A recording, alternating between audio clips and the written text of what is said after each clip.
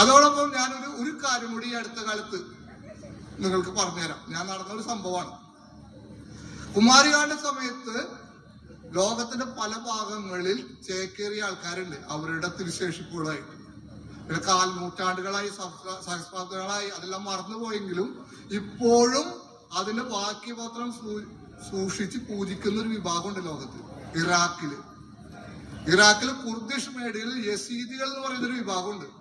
ആ യസീദികൾ പ്രാർത്ഥിക്കുന്നത് മയിലിന്റെ മേലെ ഇരിക്കുന്ന ഒരു മാലാഖേനെയാണ്. അവരിപ്പോഴും വണക്ക് കൊടുത്തി മയിലിന്റെ മേലെ ഇരിക്കുന്ന മാലാഖേനെ പ്രാർത്ഥിക്കുകയാണ്. അവരുടെ അറബി പേരിൽ വേറെ എന്നൊരു കാര്യമാണ് പറയുന്നത്. ഞാൻ അവരുടെ 2 ക്ഷേത്രങ്ങളുണ്ട് വലുത്. ഒന്ന് ഇറാഖിലാണ്, ലാലിഷ് ടെമ്പിൾ എന്ന് പറയുന്ന കുർദിഷ് മേഖല. രണ്ടാമത് അർമേനിയയിലാണ്. ഞാൻ 1 മാസം മുമ്പ് ഈ അർമേനിയയിൽ പോയിരുന്നു. അവരുടെ ആ വലിയ ടെമ്പിളിൽ പോയപ്പോൾ ഞാൻ അറിഞ്ഞിരുന്നില്ല. ഞാൻ അറിയാണ്ട് പോയത് അമ്പലത്തിലേക്ക് പോവാം എന്ന് വിചാരിച്ച് പോയതാ. ഞാൻ പോണതിന്റെ പിറ്റേ ദിവസം അവിടെ ഒരു മഹാസമ്മേളനം നടക്കുകയാണ്. ലോകത്തുള്ള എല്ലാ യസീദികളും അവിടെ എത്തിച്ചേരുന്ന ഒരു യസീദി മഹാസമ്മേളനം. ഇറാഖിലത്തെ പ്രധാന പുരോഹിതർ അടക്കമുണ്ട്. ആ സമ്മേളനത്തിന്റെ ഇടയിലേക്ക്, ആ ഹാളിലേക്ക് ഞാൻ ഇറങ്ങി ചെന്നു. എന്റെ കയ്യിൽ ഒരു പടമുണ്ടായിരുന്നു, മയിലിന്റെ മേലെ ഇരിക്കുന്ന മുരുകവാന്റെ പടം.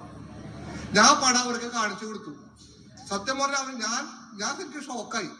അവരാകെ അത്ഭുതത്തോടു കൂടി എന്നെ ചുറ്റി എന്റെ ഫോട്ടോ എടുത്തു, ഉമ്മ വെച്ചു, കൈ തൊട്ട് വന്നിച്ചു. ഒരു വല്ലാത്തൊരു എനർജി ആയിരുന്നു അവിടെ. അവരുടെ സത്വം തിരിച്ചറിഞ്ഞ നിമിഷങ്ങളാണെന്ന് എനിക്ക് മനസ്സിലായി. മെല്ലെ ആ ഇറാഖിന്റെ പ്രധാന പുരോഹിതൻ എന്റെ അടുത്ത് എത്തി. ഒരുപാട് സെക്യൂരിറ്റികളുള്ള ഒരാളാണ്, സെക്യൂരിറ്റി ഗാർഡുകളൊക്കെ ഉള്ള ഒരാളാണ്.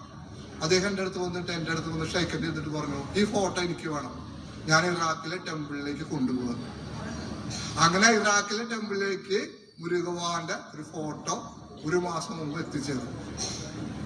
അങ്ങനെ ലോകത്ത് എത്രയോ